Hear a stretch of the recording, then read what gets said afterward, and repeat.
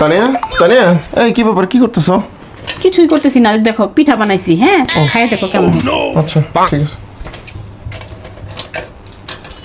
হ্যাঁ হ্যালো রাসেল, কি অবস্থা দোস্ত, ভালো আছো?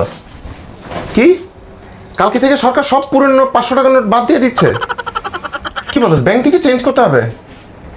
কালকে থেকে নতুন নোট আসবে না আজকে? না না না, আচ্ছা ঠিক আছে, আমি দেখতেছি, আমার কাছে অল্প কিছু থাকতে পারে আজকে, তাহলে আমার এগুলো চেঞ্জ করে নিতে হবে। আচ্ছা ঠিক আছে, ওকে দোস্ত, ওকে। পুরাতন 500 টাকা সব চেঞ্জ হয়ে যাবে কালকে, এই লাস্ট ডেট।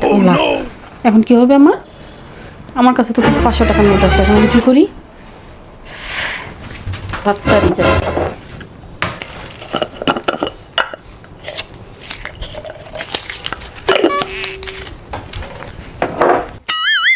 আমার 500 টাকাগুলো তাড়াতাড়ি চেঞ্জ করতে হবে, একটা দিন সময় আছে, নাইলে আমার সব টাকা শেষ।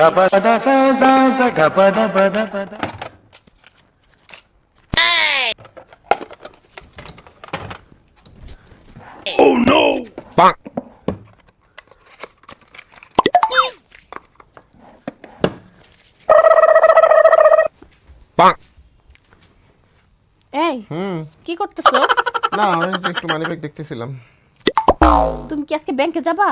হ্যাঁ, কালকে থেকে তো ওই যে পুরনো 500 টাকার নোটগুলো তো বাদই হয়ে যাবে, যেতে তো হবে, কয়েকটা আছে চেঞ্জ করে আনবো।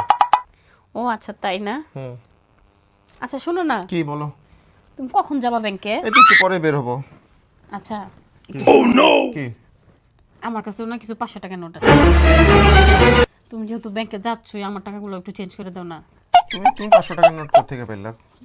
এই যে আমি জমাইছিলাম, বুঝছো, অনেকদিন ধরে এই 500 টাকার নোটগুলো জমাইছি। তুমি আজকে ব্যাংকে যখন যাবা না, আমার টাকাগুলো একটু চেঞ্জ করে এনে দাও না। আমি এই জন্যই বলি, বুঝছো, যে আমার 500 টাকার নোট প্রতিদিন একটা একটা করে কোত্থেকে সরে। ঠিক আছে, আমার মানি ব্যাগে আমি রাখি, কিন্তু আমি খুঁজে পাই না। তুমি যে এই কাজ করো সেটা তো আমি বুঝি না। আর 500 টাকার নোট, এটা যা আছে পুরনটা, এটা তো চলবে, আর অনেক বছর পর্যন্ত চলবে।